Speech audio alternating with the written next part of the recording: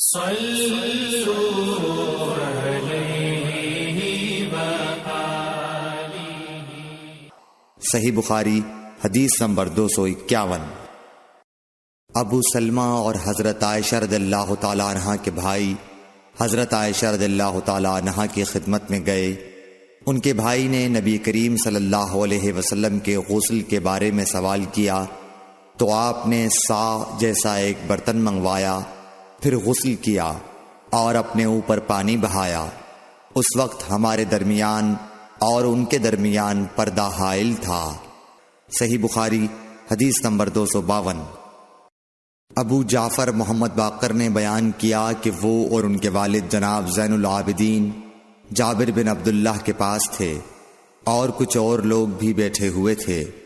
ان لوگوں نے آپ سے غسل کے بارے میں پوچھا تو آپ نے فرمایا کہ 1 سا کافی ہے۔ اس پر ایک شخص بولا، یہ مجھے تو کافی نہ ہوگا۔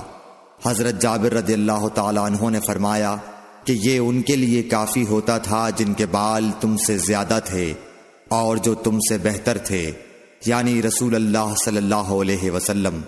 پھر حضرت جابر رضی اللہ تعالیٰ عنہ نے صرف ایک کپڑا پہن کر ہمیں نماز پڑھائی۔ صحیح بخاری حدیث نمبر 253۔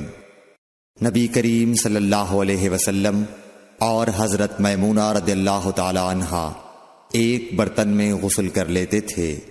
صحیح بخاری حدیث نمبر 254۔ رسول اللہ صلی اللہ علیہ وسلم نے فرمایا، میں تو اپنے سر پر 3 مرتبہ پانی بہاتا ہوں، اور آپ صلی اللہ علیہ وسلم نے اپنے دونوں ہاتھوں سے اشارہ کیا۔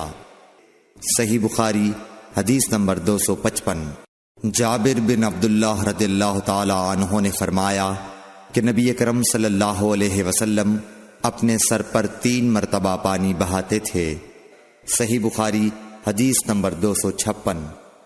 جابر بن عبداللہ نے بیان کیا کہ میرے پاس تمہارے چچا کے بیٹے، ان کے مراد حسن بن محمد ابن حنفیہ سے تھی، آئے۔ انہوں نے پوچھا کہ جنابت کے غسل کا کیا طریقہ ہے؟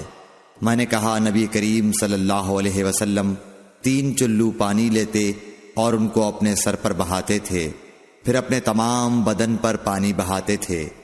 حسن نے اس پر کہا کہ میں تو بہت بالوں والا آدمی ہوں۔ میں نے جواب دیا کہ نبی کریم صلی اللہ علیہ وسلم کے بال تم سے زیادہ تھے۔ صحیح بخاری حدیث نمبر 257۔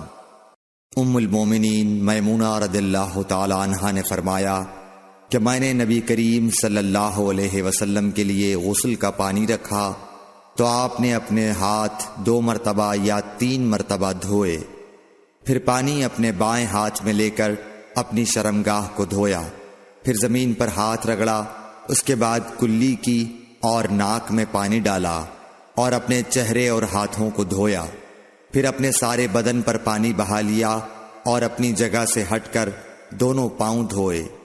صحیح بخاری حدیث نمبر 258۔